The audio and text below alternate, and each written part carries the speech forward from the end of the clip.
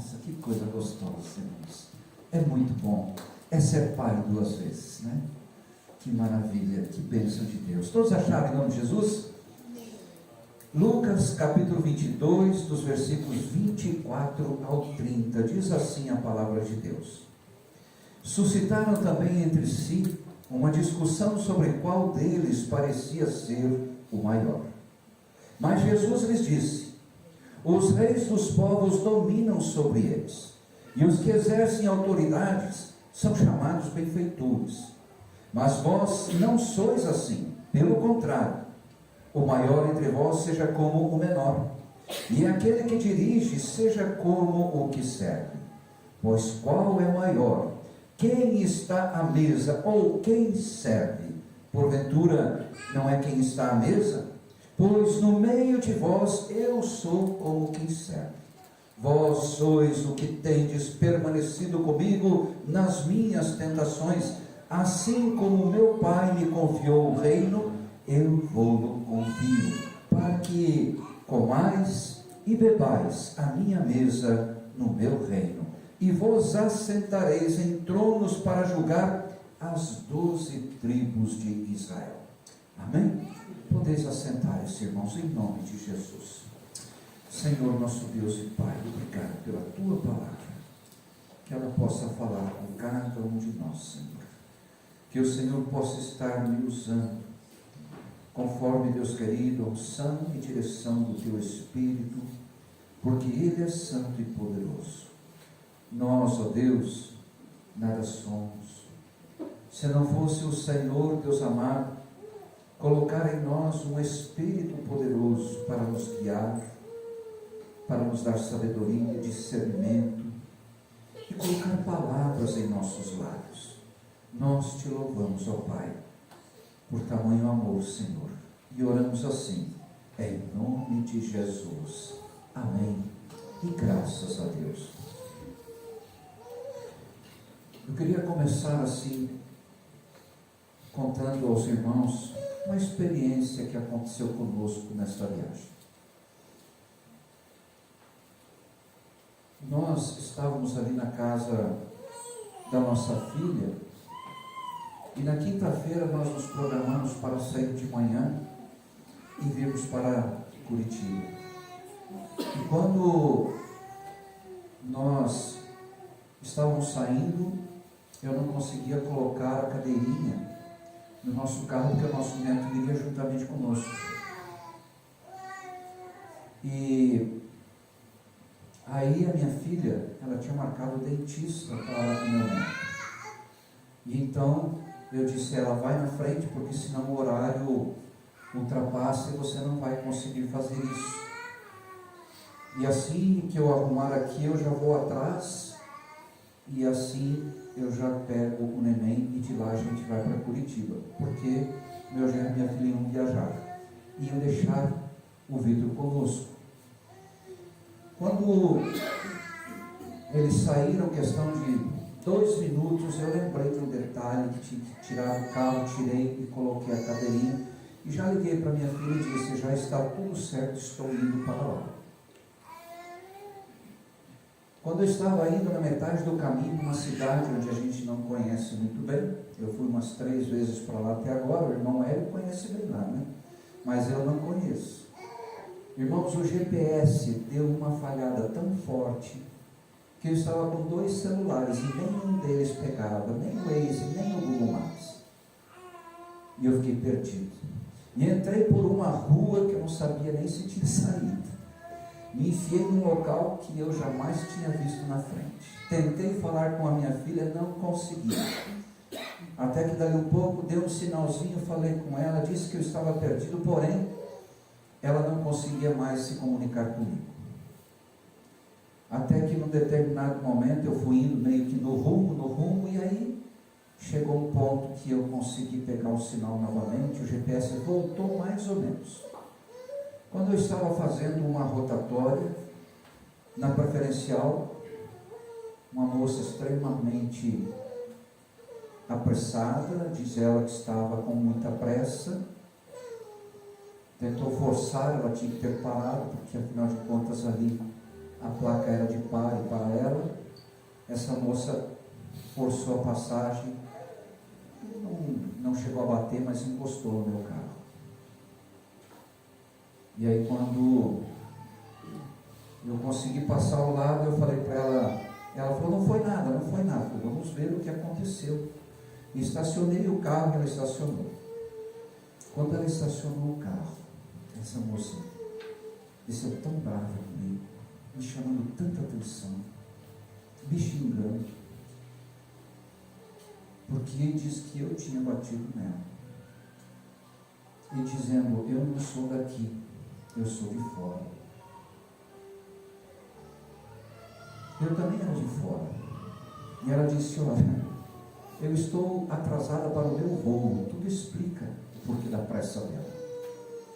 E eu disse, eu também estou em viagem. Bem no fim, irmãos, ela disse assim, se dane, e entrou no carro e foi embora. Aí a gente foi fazer um boletim de ocorrência, porque eu consegui, ela me passou o telefone dela, tudo certinho, e aí eu fiz um boletim de ocorrência, porque anotando o número da placa. Amados, quando a gente estava saindo para fazer o boletim de ocorrência, a minha filha chegou e disse, pai, ela estava com o carro dela lá, pai, é bom a gente não ir agora. Eu falei, por quê? O que houve? O meu carro não pega. Mas por quê? Porque o freio elétrico não desliga, eu não sei o que aconteceu exatamente, mas o carro não pega. E ficamos um tempo. Saí eu atrás de uma concessionária para irem até lá para verificar o problema. Depois de aproximadamente uns 40 minutos, ela me liga e diz, pai, eu já estou com o carro funcionando, estou indo embora, não sei o que aconteceu, mas a Josi estava lá com ela orando, e meus irmãos, quando eu estava saindo da concessionária, que eles disseram que nada podiam fazer, naquele momento eu levantei a mão para o céu e disse, Senhor, em nome de Jesus, repreende toda esta situação. Isso não é possível estar acontecendo. Meus irmãos, quando foi questão de, não deu 20 segundos, a minha filha ligou dizendo que o carro tinha pego e que elas estavam indo para casa. Aí eu fui na concessionária mandar arrumar o GPS do meu carro. Quando estava tudo certo, pegamos o carro para sair e ir para casa, o neném já dentro do carro, minha filha indo para a casa dela. Numa altura da estrada, o GPS diz para mim, para um canto, eu estou indo. Quando eu entrei, ele mudou a rota, que era para ter entrado à direita, e ali eu já me perdi. Quando eu fui até a frente, fiz o contorno, voltei de novo, ele dizendo que era para mim entrar à direita. Eu entrei à direita. No que eu entrei à direita, ele mudou a rota e disse que era para mim ter ido reto. E aí a irmã Josi disse assim, será que não é para nós ficarmos mais hoje aqui e irmos só amanhã? E eu me lembro naquele momento que eu disse para ela assim, se eu ceder ao inimigo, então ele saiu vencedor. Em nome de Jesus ele está repreendido. E daqui para frente, nada mais vai acontecer.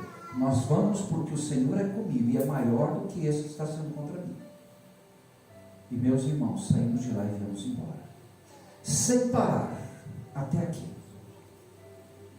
Nem o neném chorou. De lá até aqui, nós viemos. Chegamos em casa, eram umas 10h30, 15 para as 11, mais ou menos, da noite. 22h45. Sem nenhum problema mais. E dali para frente, somente alegria no nosso coração. Mas por que eu estou te contando isso? Porque certamente, meus irmãos, essas experiências nos mostram a diferença em que nós, como servos de Deus, devemos nos comportar diante de várias situações.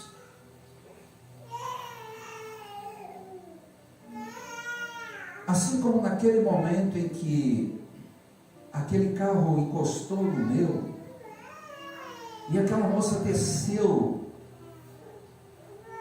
exaltada, eu pensei comigo, eu fiquei bastante nervoso, eu confesso. Mas na hora eu pensei comigo, se eu fizer o que ela está fazendo, duas coisas vão acontecer. O meu testemunho de cristão foi por água abaixo. Eu não preciso nem falar para ela que eu sou cristão. Eu preciso manter a minha postura, uma postura de crente na presença dela. Independente se ela sabe ou não quem eu sou. O segundo ponto é que se eu me exaltasse da maneira que ela estava exaltada, eu perderia a razão. Até então ela estava sem razão. A partir daquele momento eu passaria a perder a razão. Então eu me contive. Mas a segunda lição foi maior do que esta. E eu comecei a pensar, se eu sem um GPS me sinto perdido, se eu sem um GPS me encontro numa situação como essas, eu comecei a pensar das pessoas que não têm Jesus, que não têm Jesus para guiá-los, que não têm Jesus para encaminhá-los. Estão mais perdidas do que vocês possam imaginar. Como estão estas pessoas nesse momento? Eu não sabia para que lado ir, pois eu não conhecia nada. Essas pessoas também sem Jesus não sabem para onde vão, elas não têm caminho, elas não têm rumo, porque Jesus diz, eu sou o caminho. Ninguém vai chegar a um destino que é o Pai Celestial se não for por meio dele.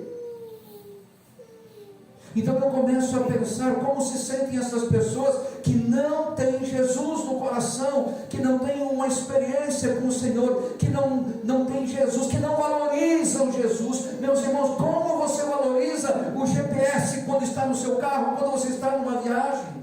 Quando você está no trânsito, quando você precisa ir para um destino, você valoriza o GPS porque ele te dá rumo, ele te leva, ele te guia, ele te faz chegar ao seu destino. Agora, esse destino que muitas vezes é um destino que não vai influenciar muito na nossa vida. Agora, por que é que nós não damos o mesmo valor para aquele que nos encaminha, para aquele que nos dá rumo, para aquele que nos dá direção, para aquele que nos mostra o endereço da eternidade com o Pai Celestial, o nosso destino final?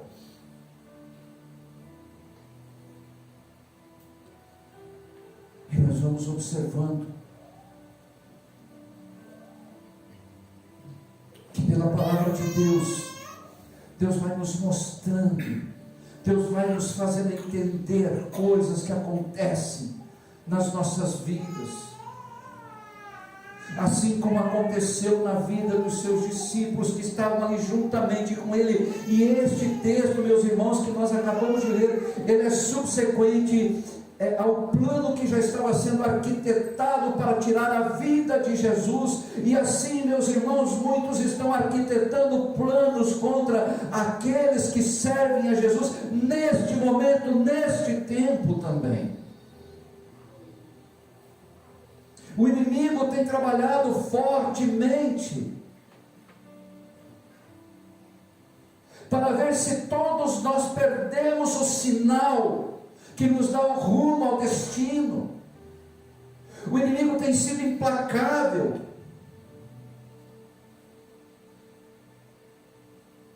Existem várias operadoras por aí hoje em dia de celular, de telefonia, mas, meus irmãos queridos, o único sinal verdadeiro, aquele que não cai nunca, é o GPS de Cristo Jesus. Este sinal, esta é a maior operadora, o operador de Cristo Jesus.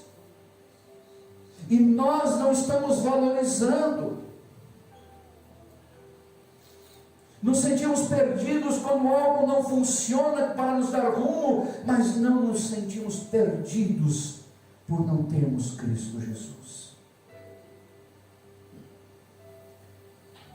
Já estava próximo da Páscoa, meus irmãos, nesse momento. E a Páscoa era a comemoração da libertação do povo hebreu lá do Egito, da escravidão. Mas este momento também dava uma forte conotação política. Porque por conta da Páscoa vinha povo judeu de todos os lados, de tudo que era canto.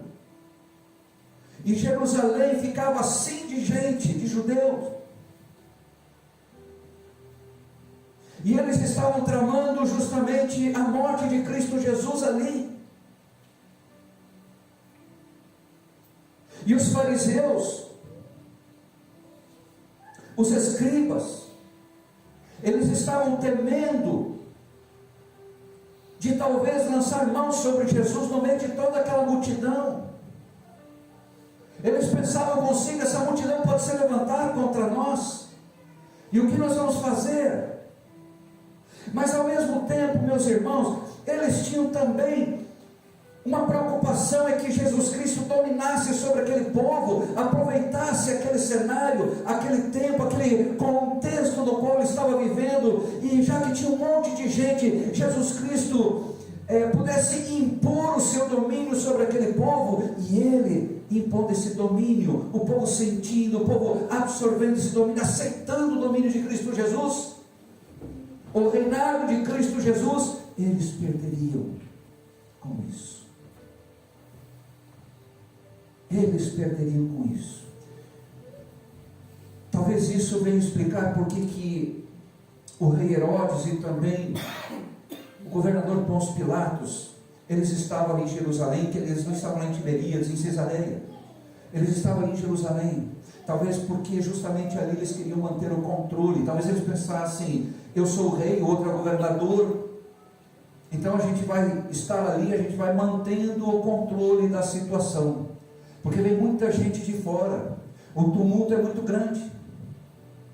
Mas eles nem imaginavam o que estava por vir.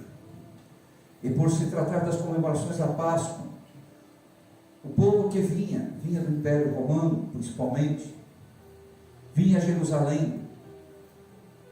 E este tempo era uma semana de festa.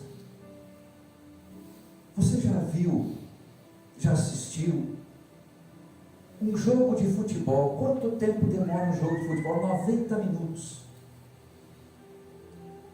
E em 90 minutos, dependendo do resultado, consegue-se alterar o ânimo de toda uma torcida. Agora você imagina, por exemplo, uma semana, toda uma multidão de judeus ali reunidos. Qualquer coisa que acontecesse, esse era o medo, este era o receio daqueles que detinham o poder. A investida, no entanto, deveria de ser muito planejada, muito bem planejada. Essa grande quantidade de judeus suscitavam um incômodo por parte daqueles que tramavam tirar a vida de Jesus. Eles estavam preocupados: nós não vamos conseguir atingir o nosso objetivo por conta desse povo que está aqui. Afinal, o povo poderia se levantar contra eles e eles poderiam perder o controle. Era uma luta. E um povo que se levanta é difícil para ser controlado. É difícil. Politicamente nós já conhecemos isso. Em várias situações. Há pouco tempo atrás, por conta da política, nós vimos aí um povo invadindo o palácio do governo e assim sucessivamente.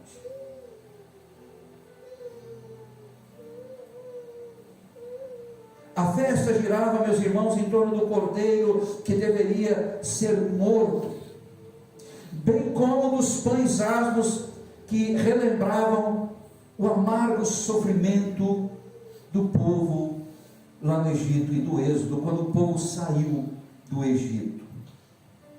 E olha que interessante, porque foi justamente neste momento que Jesus Cristo escolhe para mostrar-se como o último cordeiro a ser morto. Jesus Cristo aproveitou justamente aquele momento da Páscoa para trazer uma lição para aquele povo, para trazer uma lição para a humanidade. para romper com a aliança anterior e começar uma nova aliança, a aliança eterna.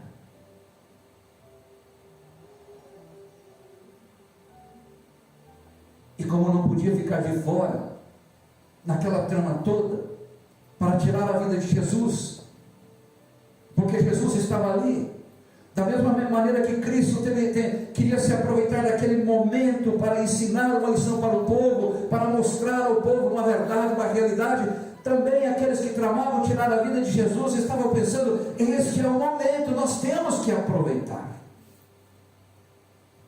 O medo os impedia de aproveitar, mas Satanás, ele não podia ficar de fora. E o que ele fez?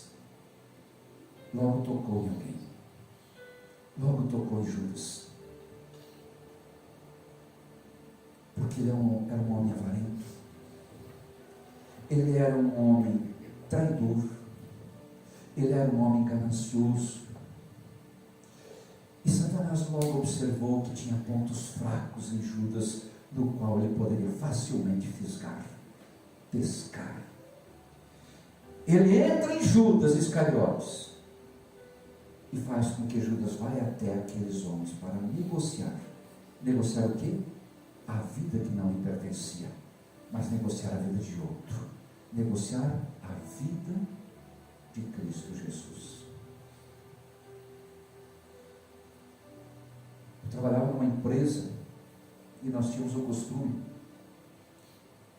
de que quando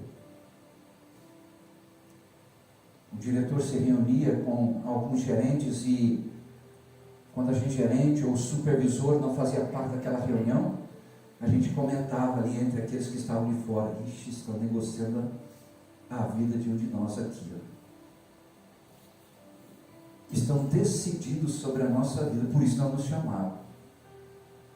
Ou algum de nós vai receber uma promoção, ou algum de nós vai receber uma carreira aí, né? Uma demissão. Mas eles devem estar falando sobre nós. Mas isso era mais uma brincadeira que a gente fazia. Então, meus irmãos, Judas foi negociar a vida de Jesus, e isso certamente alegrou aqueles principais sacerdotes, aqueles escribas e também os capitães da guarda, porque eles não tinham que se levantar em guerra, expor os seus soldados, correr risco de vida para defender a causa que eles achavam que era a correta, ou para ir contra o povo que estaria em rebeldia, como eles pensariam, se levantando contra eles. Então eles acharam uma grande saída. Afinal de contas, o povo não vai se levantar contra nós, até porque quem está entregando Jesus é um daqueles que fazia parte do próprio grupo dele, dos seus discípulos. Ele está entregando Jesus.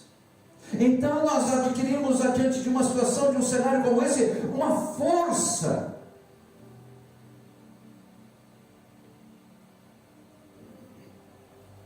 para argumentar. Se aquele povo se levantar contra nós, nós vamos dizer: aquele povo se levante contra um de vocês, porque foi um de vocês que entregou a Jesus Cristo.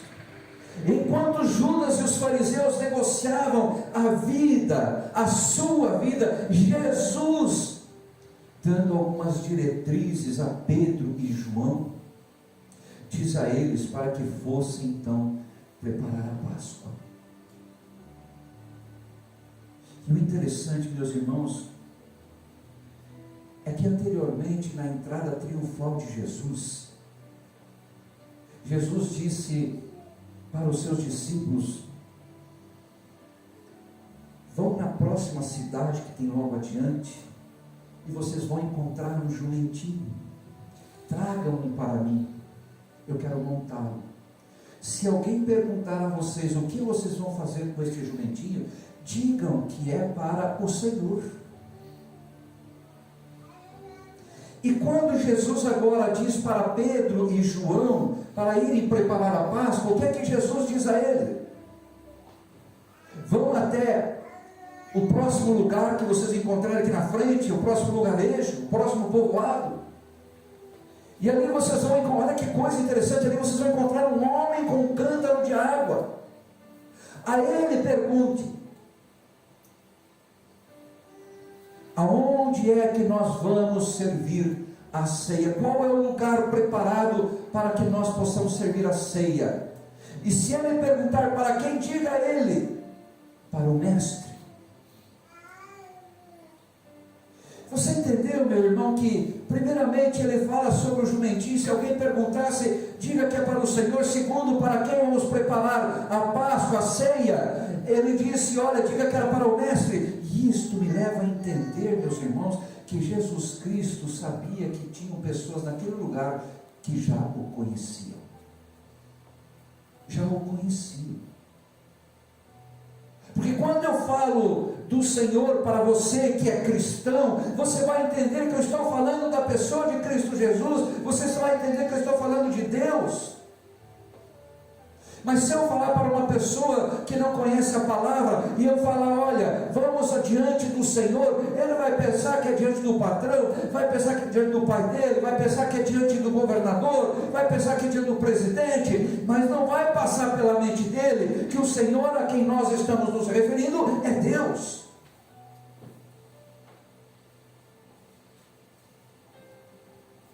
Então, supostamente, aquelas pessoas ali, naqueles lugares, já tinham pessoas que conheciam a Jesus. Quando tudo estava preparado para a ceia do Senhor, Jesus então põe-se à mesa, juntamente ali com os seus discípulos, e ele dá aquela notícia que trouxe preocupação. E ele disse assim, olha, esta vai ser a última ceia que eu vou participar com vocês. Agora, a próxima vez que nós nos encontrarmos para ceiarmos juntos, não será mais aqui, será no reino celestial. Aqui o Senhor impôs um limite.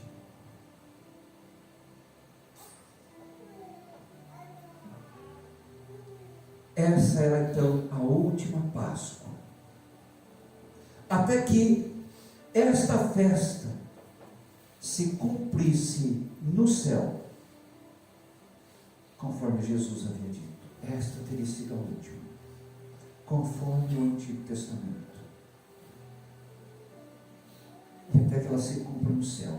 Antes o povo judeu liberto, depois a humanidade sendo liberta do pecado, e no lar celestial, meus irmãos, todos os que estiverem lá estarão comemorando a libertação completa deste mundo tenebroso que jaz no maligno.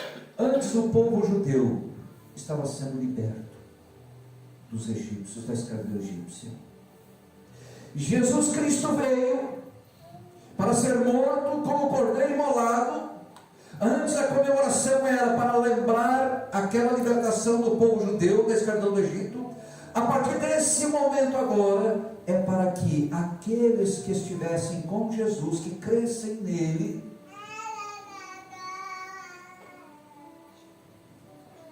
passassem a comemorar não mais só a libertação do povo judeu, mas agora de toda a humanidade.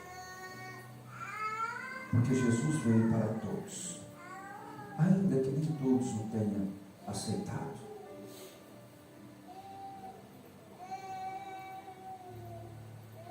E a partir do momento que tiverem aqueles que receberem Jesus nos seus corações, que crerem, que tiverem fé em Cristo Jesus, esses irão participar no lar celestial da ceia para toda a eternidade. Irão se sentar juntamente com o Senhor lá no céu. E aí o Senhor libertou todos esses da escravidão desse mundo que jaz no maligno. porque não queira entender, não queira pensar que por mais cristão que você seja, que o mundo não tenta te escravizar. E como Paulo diz que ele agora era escravo de Cristo Jesus, nós temos que ser escravos de Cristo Jesus. A Páscoa somente para os judeus chega ao fim, meus irmãos. Esse era o anúncio de Cristo Jesus. Não há mais necessidade do sacrifício. Jesus seria o último cordeiro a ser sacrificado, e agora, a partir deste momento, esse sacrifício se estenderia a toda a humanidade. Agora não mais comemoraremos a libertação do povo hebreu somente, mas a libertação da escravidão do pecado com a morte e ressurreição de Cristo Jesus. Que é o que significa, ou simboliza a ceia do Senhor neste momento, para a gente lembrar dessa morte, dessa ressurreição, lembrar que você foi liberto do pecado, que você foi liberto da escravidão do pecado, porque Jesus Cristo morreu para que isso acontecesse, e ressuscitou para testificar e confirmar o propósito para o qual ele havia vindo.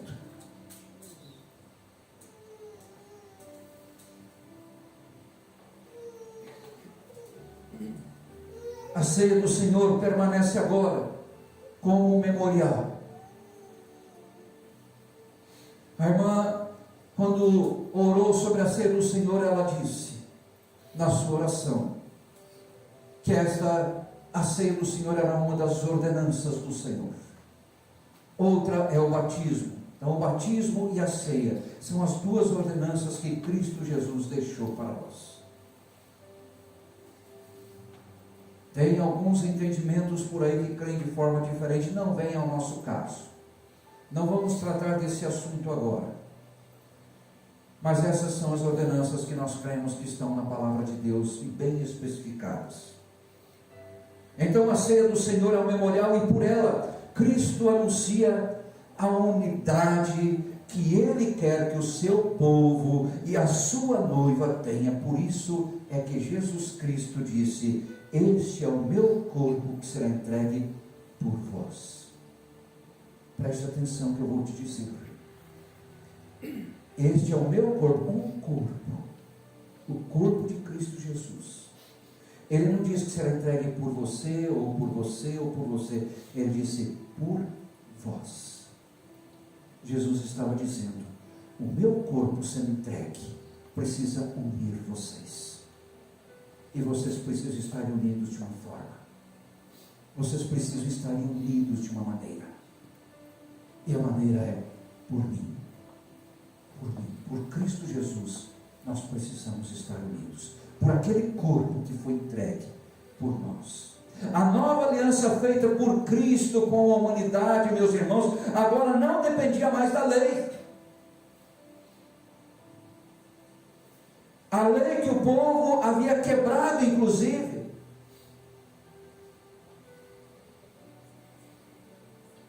Agora, ela depende exclusivamente, tão e somente do sangue de Cristo Jesus, que por nós foi derramado na cruz do Calvário. Não é mais aquela lei, agora é o sangue de Cristo Jesus. Agora é o sacrifício de Cristo Jesus é que tem o poder para trazer a libertação, para dar rumo para as nossas vidas, para dar direção para as nossas vidas. A antiga aliança era firmada com o sangue de animais, meus irmãos. Nós bem sabemos disso e conhecemos essa história, mas agora a nova aliança é firmada com o sangue de Cristo, não mais com o sangue de animais. Veja a diferença entre o que era comemorado anteriormente e agora, com a vinda de Cristo Jesus, com o seu sangue derramado. Muda o entendimento do povo. Agora não é mais só para o povo judeu, agora é para todos nós. Jesus une, inclusive os judeus, aos gentios. Mas não de qualquer forma. Nós vamos compreender isso ainda. Não de qualquer forma. Então, Jesus não morreu para que todos fossem salvos, não, meus irmãos. Preste atenção no que eu vou dizer. Jesus não morreu para que todos fossem salvos, mas para dar oportunidade para os que nele crescem, tivessem salvação. Porque se Jesus Cristo tivesse morrido para que todos fossem salvos, nós não precisávamos fazer mais nada. Já estaríamos salvos. Então ele não morreu para que toda a humanidade fosse salva. Ele morreu para salvar aqueles que entregassem, para dar oportunidade para aqueles que entregassem a sua vida a Jesus, tivessem salvação.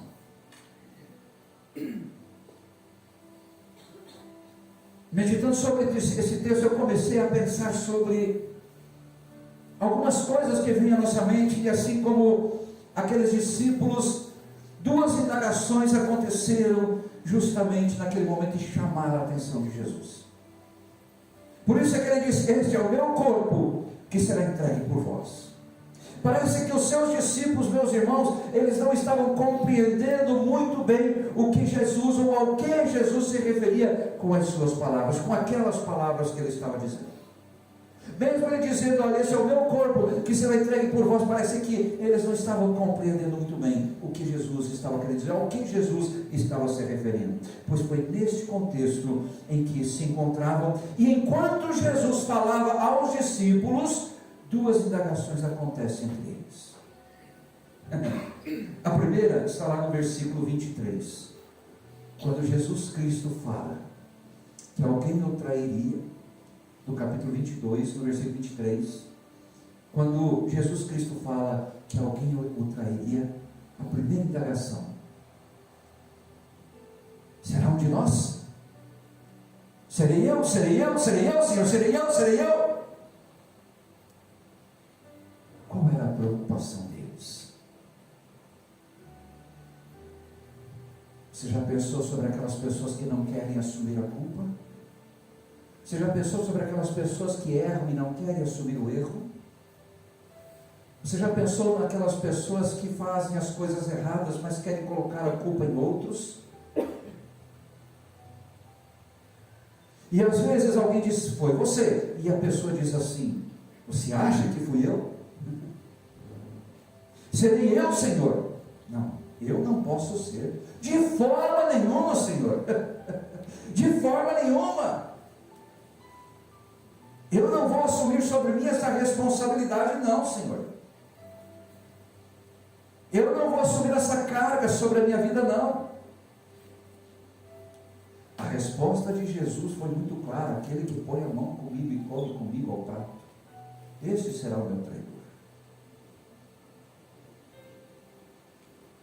Mas a segunda indagação, logo no versículo a seguir, diante da notícia de que o Senhor Jesus Cristo havia dado àqueles discípulos: esta é a última Páscoa que eu comerei com vocês. Quais foram as indagações que eles estavam fazendo? Ou melhor, qual foi a indagação que eles fizeram?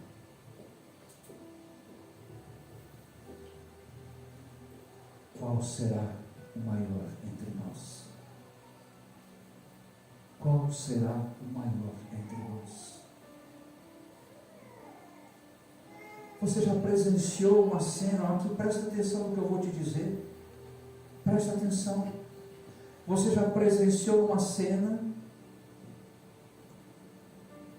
Jesus Cristo apenas tinha anunciado que aquela seria a última Páscoa, e eles já estavam querendo tomar o lugar de Jesus.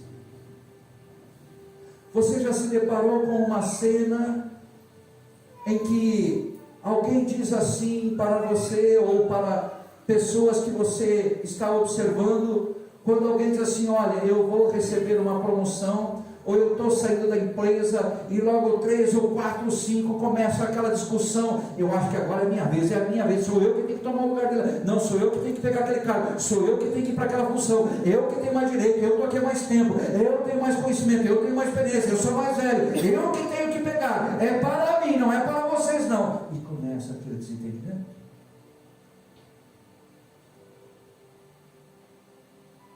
Jesus ainda estava ali. E os próprios discípulos já estavam dizendo: o que vai acontecer agora? Quem de nós vai assumir? Quem de nós vai assumir o lugar dele? Quem de nós é o maior para tomar frente deste grupo que aqui está? Quem de nós?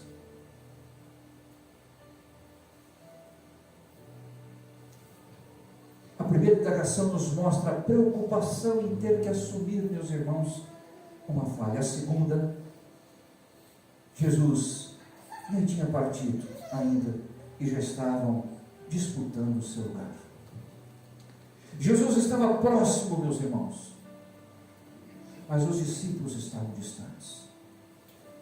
Jesus estava falando coisas que eram dali, daquele momento, e os discípulos já estavam pensando fora dali. Enquanto Jesus estava tão próximo da cruz e do seu traidor, porque Jesus estava sentindo, presta atenção que eu vou te dizer aqui, meu irmão, presta atenção que eu vou te dizer aqui. Você se lembra, momentos antes da cruz, o que Jesus passou? Você se lembra do suor de Jesus? Você se lembra da angústia de Jesus?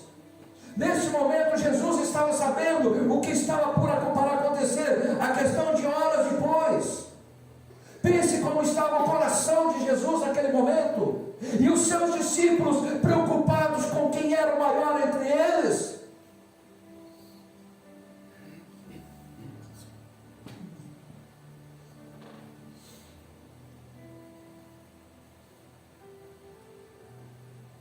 Eles não conseguiam sentir a dor daquele que havia caminhado com eles durante tanto tempo.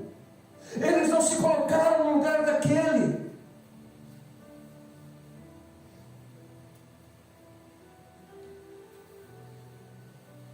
Jesus, olhando para eles, estava vendo isso.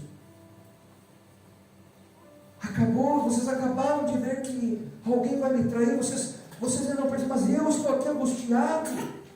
Eu já disse para vocês que daqui a um pouco não vou mais estar no meio de vós. Eu já disse para vocês que eu vim para cumprir com o propósito. Eu já disse para vocês de que maneira que isso vai acontecer. E vocês não conseguem entender o que eu estou dizendo. Vocês não conseguem sentir a dor que eu estou sentindo neste momento. Vocês não conseguem estar junto comigo. Vocês não conseguem permitir com que eu possa compartilhar dessa dor com vocês, me ajudar neste momento. Estão preocupados com coisas tão distantes, enquanto eu aqui preocupado com coisas tão próximas para acontecer, vocês com coisas tão distantes, com futilidades, com coisas que não têm sentido nenhum.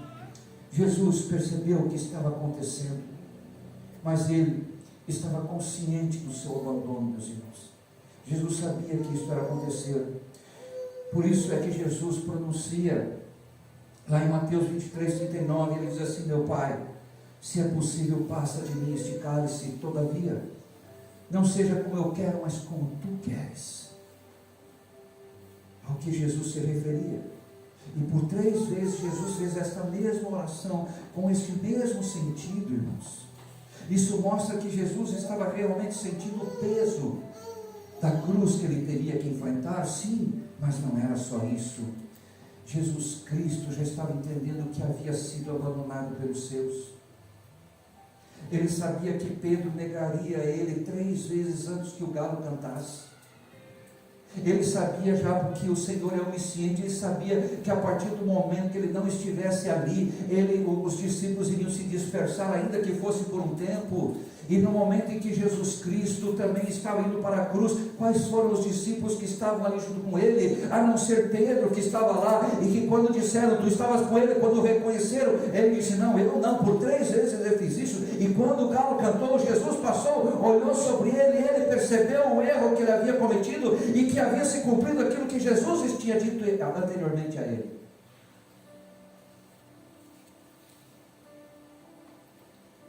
Agora, o próprio Pedro, que havia dito morrer por Jesus se necessário fosse, nega Jesus.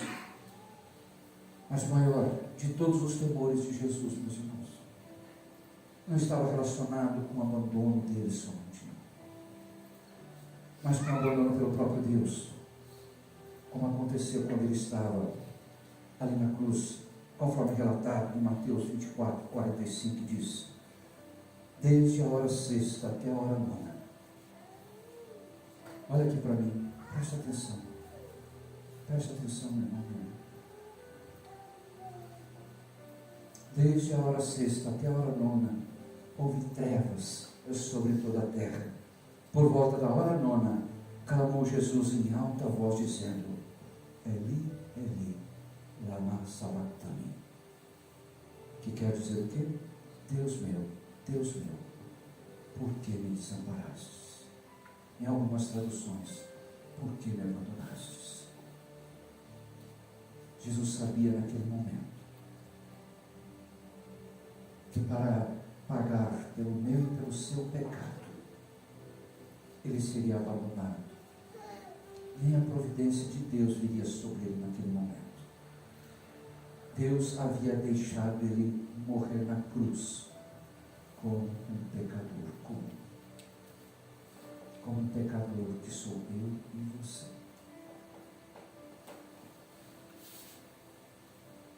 A explicação de Jesus, meus irmãos, mostra que no reino do mundo, os reis são os que exercem a autoridade. São chamados eles de benfeitores. E são eles que aspiram um reconhecimento associado à bondade, mas uma característica que eles realmente não tinham. Porque eles não tinham bondade. Aqueles fariseus não tinham bondade nenhuma. Eles eram vistos, observados, eram reconhecidos e reverenciados, meus irmãos, por conta de uma visão humana. Mas Deus estava dizendo para aquele povo, Jesus estava dizendo para eles: olha, no reino de Deus é considerado o maior aquele que veio para servir e não para ser servido. Este é o maior. Não é aquele que quer reverência para si. Não é aquele que pede para que os outros se prostrem diante dele. Mas é aquele que humildemente se prostra diante dos outros. Prova disso, meus irmãos, é que Jesus neste momento chama aqueles que estavam com ele, se prostram, toma posse de uma bacia com água, de uma toalha, e diante deles começa a lavar os seus pés, para mostrar por que Jesus havia vindo, para servir e não para ser servido.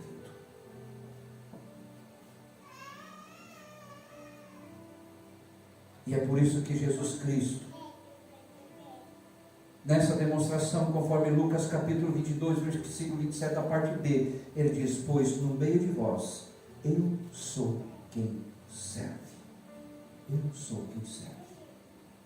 E demonstrou isso com o lava-pés. Meus irmãos, Jesus não negocia valores. Diga comigo assim: Jesus não negocia.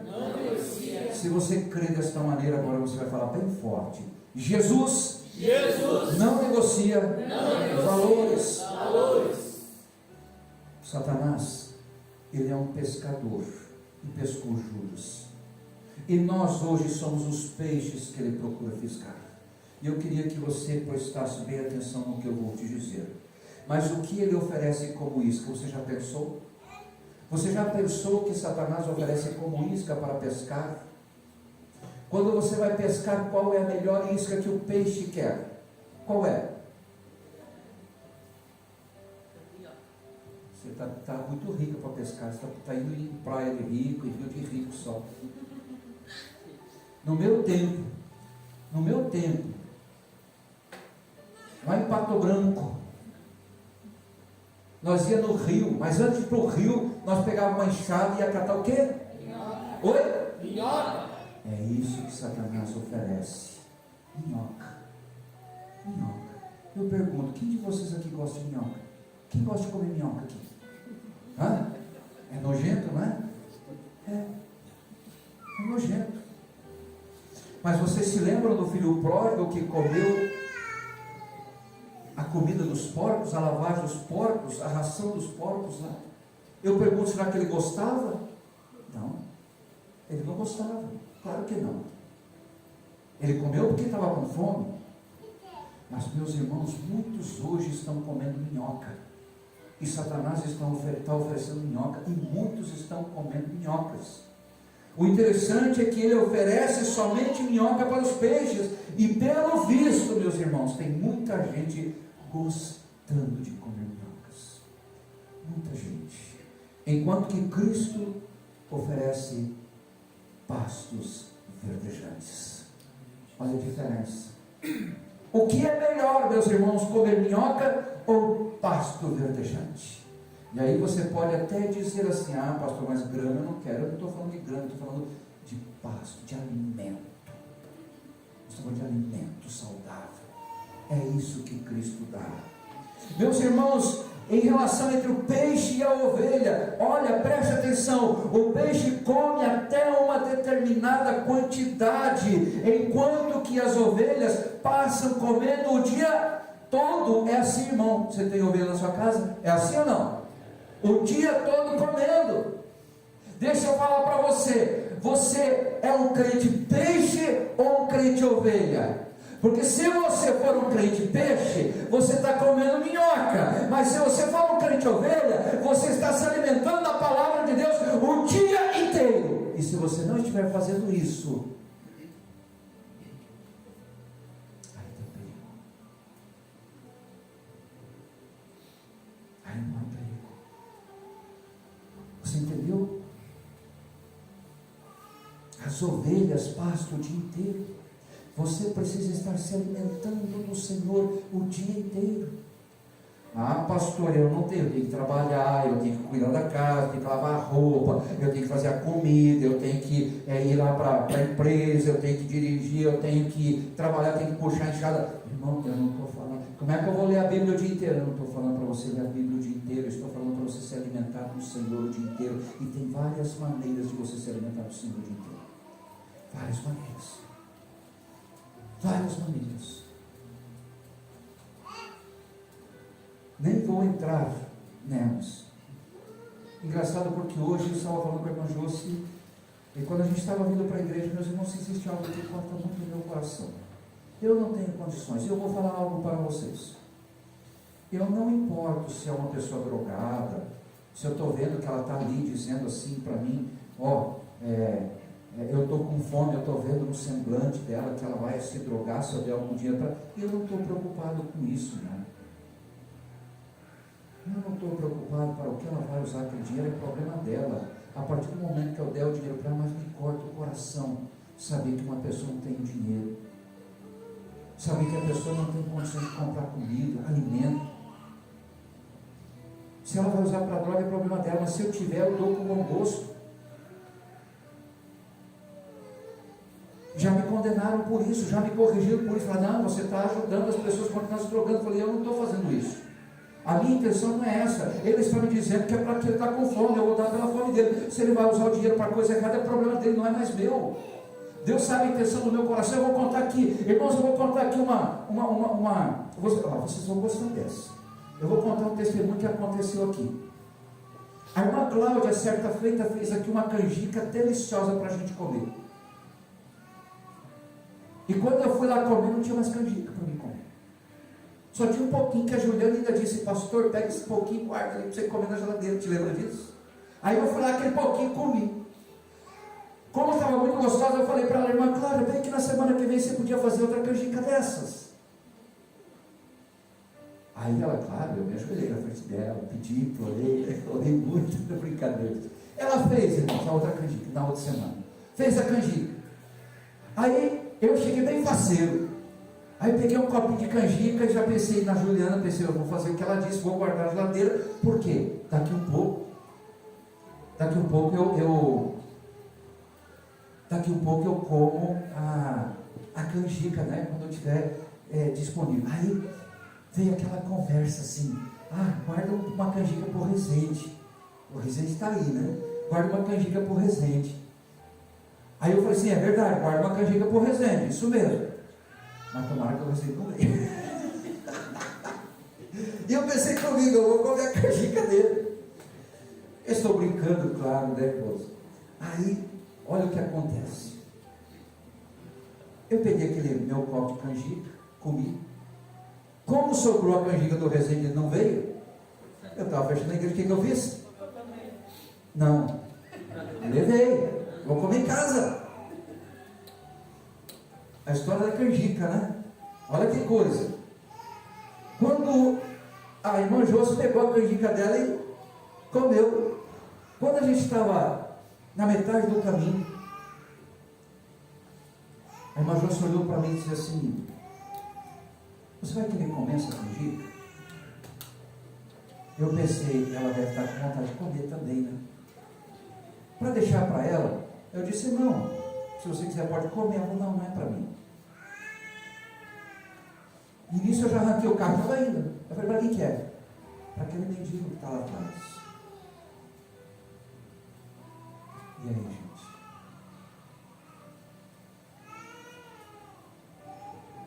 Eu andei 3 quadras ou mais, dei a volta mais umas 4 quadras, fiz toda a volta, passei, estendi a mão, sinal aberto, eu buzinando, e ele veio assim, te pegou aquela coisa de pão comigo, eu fiquei sem. Fiquei sem perdido. Desculpa, naquele dia eu até nem tinha comida ainda. Nem tinha comida ainda, se não me engano. Não, saí daqui comendo um pouquinho que tinha ali no copo, que era o fundo da panela que raspou. Eu não ia conseguir ficar tranquilo em casa, lembrando.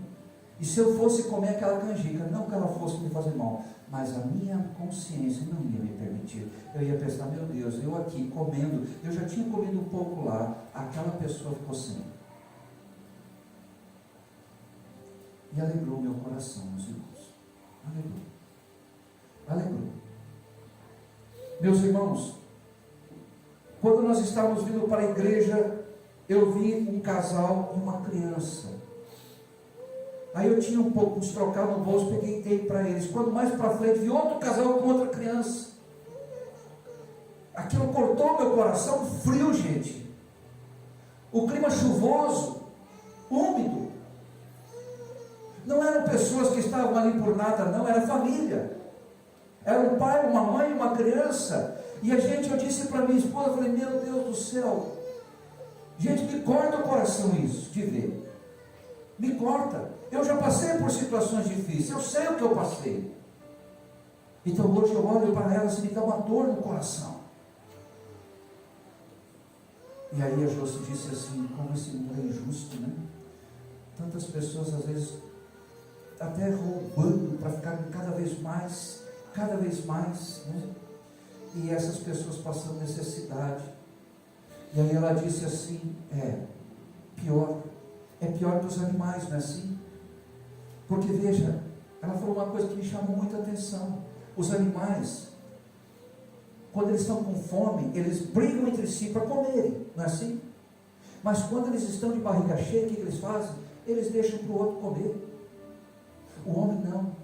O homem está de barriga cheia e quer cada vez encher mais a sua barriga. É pior do que o animal.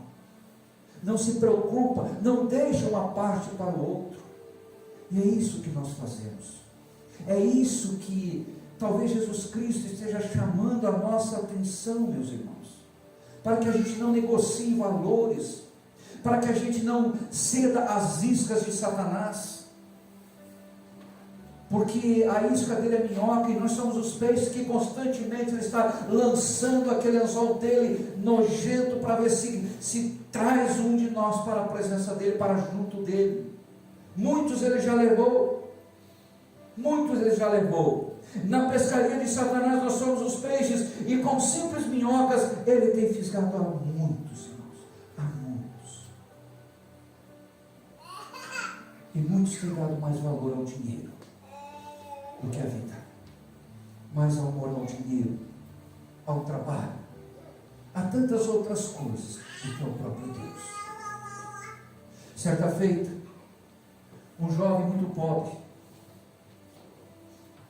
ele estava para se casar, estava namorando uma moça muito rica, e quando Quando estava chegando próximo, ele não falou nada para ela, mas disse a ela assim: olha, eu não posso dar tudo o que o seu pai pode te dar de conforto, porque eu sou muito pobre. O meu trabalho eu não recebo muito por ele, mas eu sei de uma cidade, é um pouco distante daqui, onde as pessoas vão para lá e tem muito trabalho, e elas conseguem enriquecer com muita facilidade. Então eu vou para lá, vou trabalhar um tempo, e quando eu estiver bem, eu escrevo para você, porque naquela época não tinha celular, não tinha essa uma forma de comunicação, internet como nós temos hoje, com tamanha facilidade. E ele disse: assim que eu estiver numa situação confortável, que eu possa te dar o conforto, eu escrevo, você vai para lá. Essa moça ficou muito sentida, muito chateada, muito triste naquele momento, porque o namorado que ela tanto amava iria se distanciar dela e não tinha um tempo determinado para que eles pudessem estar juntos novamente. Mas para alegrar um pouco o coração dela e trazer segurança, ele se ajoelha diante dela e puxa uma caixinha com uma aliança e diz: olha, quero te pedir em casamento. E ela logo aceitou e já disse sim. Ou seja, ele vai, mas ele tem um compromisso comigo, pode demorar, mas a gente vai se encontrar novamente. E esse rapaz foi. E num determinado tempo, muito pouco tempo, não demorou 6 meses, ele começou a trabalhar numa intensidade tão grande, que o patrão viu e observou o trabalho dele, e disse: olha rapaz, não é justo que você fique dessa maneira, porque o teu trabalho, o teu exercício, a tua capacidade, a tua competência é muito alta para ficar perdendo tempo com essa função, eu quero te trazer para um outro lugar. E aí já colocou ele numa promoção.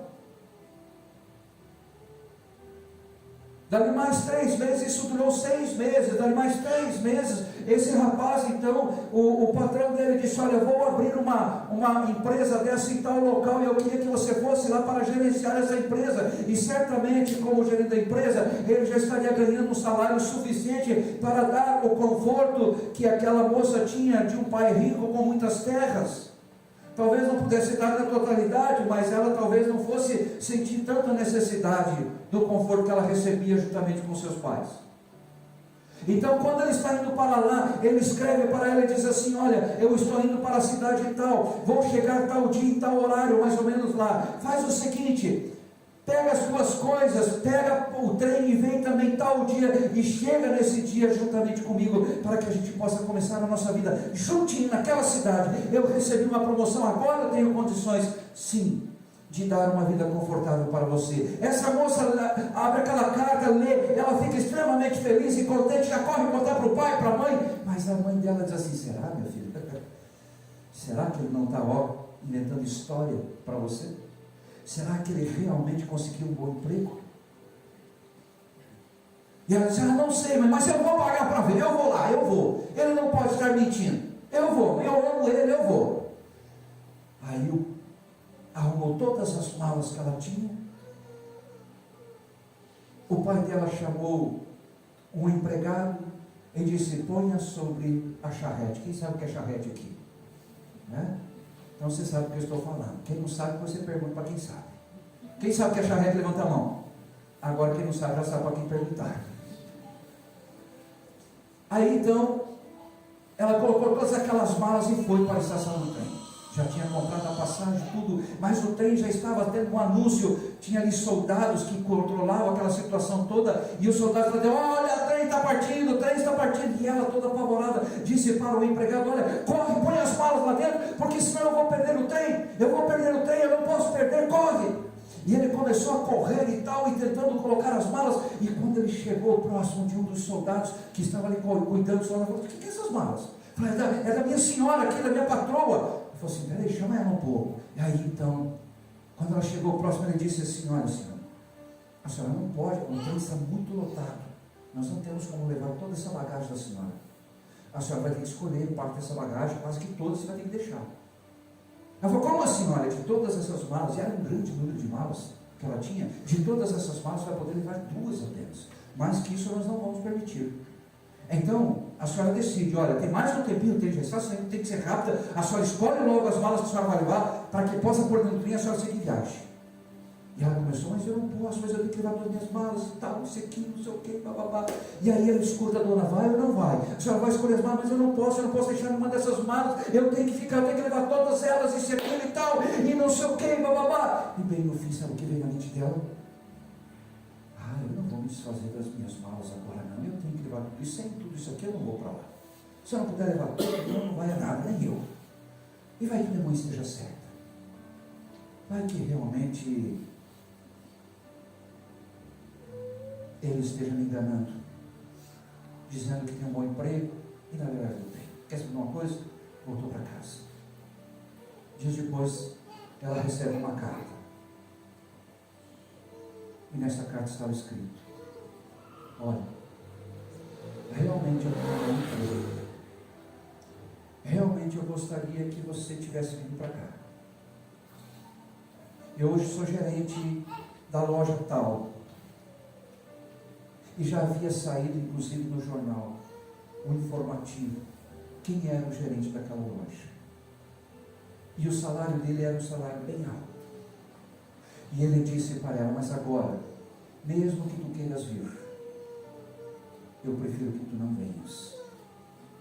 Sabe aquele soldado que disse para que você levasse apenas 2 malas? Ele era meu amigo. E fui eu que pedi a ele para que fizesse isso, para ver se realmente você me amava, ou amava mais as malas que você tinha. A quem mais você ama? A Jesus? A quem mais você ama? Por que nós temos trocado Jesus, meus irmãos? Quando Jesus voltar, ele vai dizer: olha, tem malas que não vão poder ir. E como nós vamos fazer? Quais as malas que nós vamos deixar para poder ir com Jesus?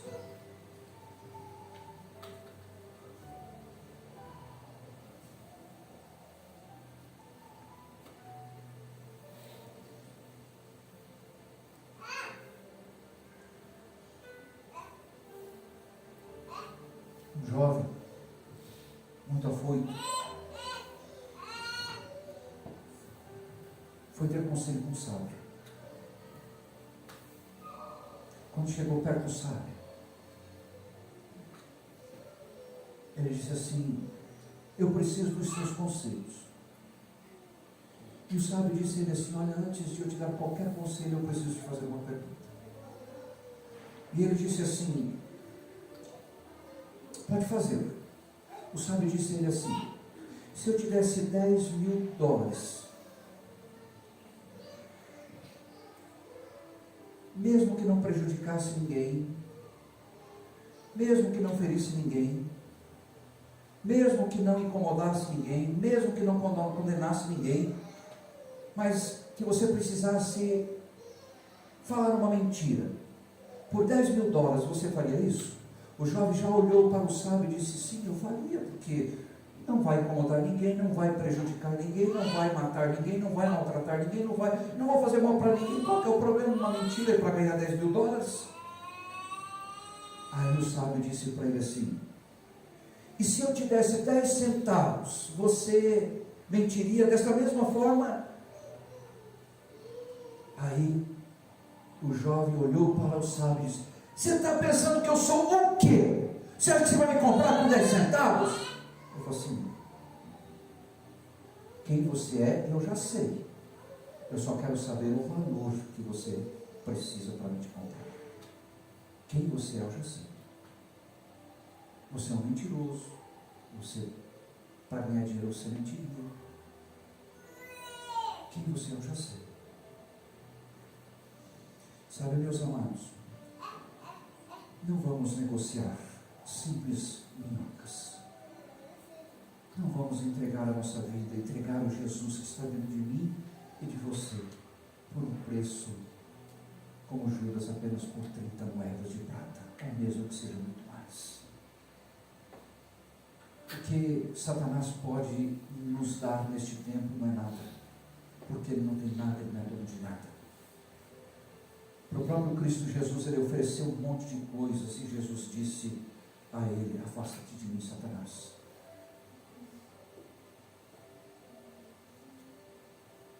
Satanás olhou para Jesus e disse: está vendo todo esse reino aqui? Ele pode ser teu se tu somente prostrar diante de mim. E Jesus, conhecedor de que aquilo tudo já lhe pertencia, nada pertencia ao diabo, sabia que ele era mentiroso, o pai da mentira, inclusive. Ele disse para ele: a porta de mim, sai de mim. Somente diante do Deus vivo, não diante de você. Sabe, meu irmão, minha irmã, que você saia daqui. Deixa eu falar algo para você agora. Eu sei que o seu tempo talvez seja curto.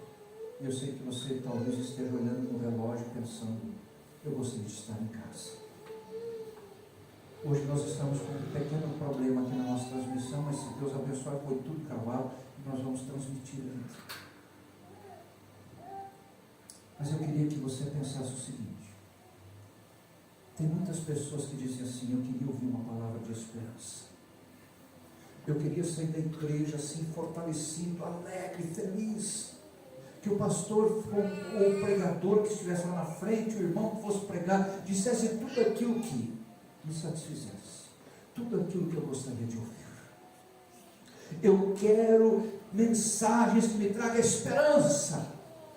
Deixa eu perguntar para você: o que é que te traz esperança? Tem muitas pessoas que nem sabem o que é esperança, porque não têm o que esperar. Tem muitas pessoas que, antes de saber o que é esperança, precisa saber o que fez ela perder a esperança. Tem muitas pessoas que não têm esperança porque algo não as permitiu ter.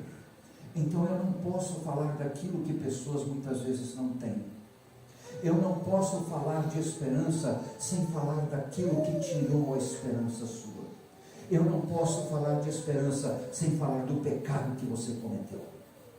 Eu não posso falar de esperança sem falar do estilo de vida que você está levando.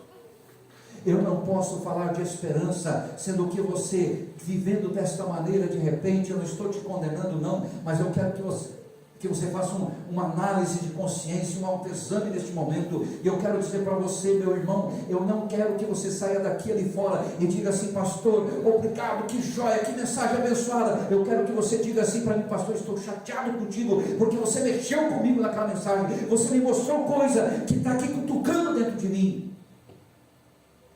Eu quero que você saia daqui dizendo assim: olha, por mais difícil que tenha sido essa mensagem, eu tenho que ouvir, ou tenho que engolir essa mensagem, mas eu tenho certeza que ela vai ser bênção na minha vida, porque o Senhor trouxe relatos daquilo que eu estava vivendo. O Senhor falou da minha vida, o Senhor falou do que eu estava vivendo, o Senhor falou do meu pecado, o Senhor falou da minha transgressão, o Senhor falou daquilo que me fez perder aquilo que eu tanto quero ter, que é a esperança. Eu quero que você saia daqui hoje assim. Eu quero que você saia daqui pensando dessa forma: para mim ter esperança, eu preciso ter Cristo Jesus. A Bíblia diz que eu não posso servir a dois senhores ao mesmo tempo. Ou servirei um e enganarei a outro, ou vice-versa. A Bíblia diz que o Espírito Santo de Deus não habita num local onde a impureza, onde o pecado estiver habitando.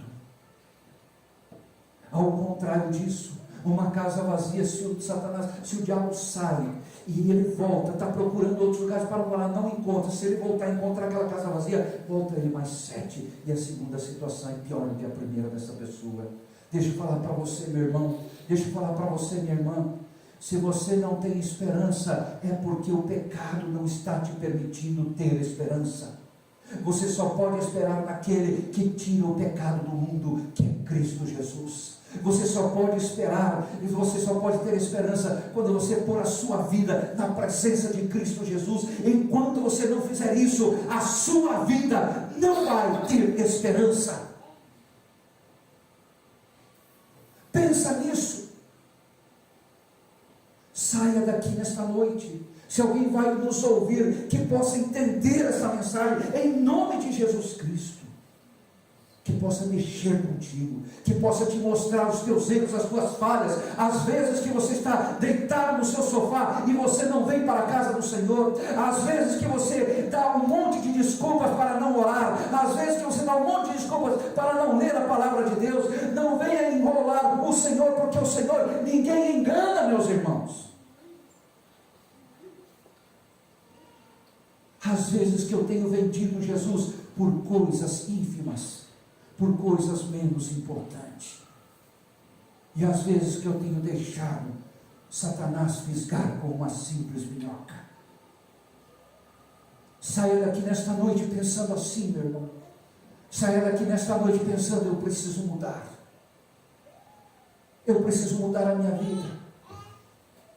Eu preciso restaurar a minha vida. Eu preciso voltar para a presença do meu Deus. Eu preciso estar junto ao Senhor. Eu preciso reconhecer o meu erro, a minha falha. Eu preciso reconhecer o meu pecado. Eu preciso me arrepender do meu pecado. Eu preciso colocar o joelho no chão, confessar o meu pecado ao Senhor e dizer: Senhor, me perdoa e devolve a esperança que eu havia perdido. É isso que você precisa, meu irmão. Que nesta noite você saia daqui desta maneira, em nome de Jesus Cristo e para a glória do Senhor. Em nome de Jesus. Amém? Amém. Eu posso ouvir um amém aí? Olha, tipo quem está falando. Ou para você não foi bom. Amém. Se isso mexeu contigo. Amém. Em nome de Jesus.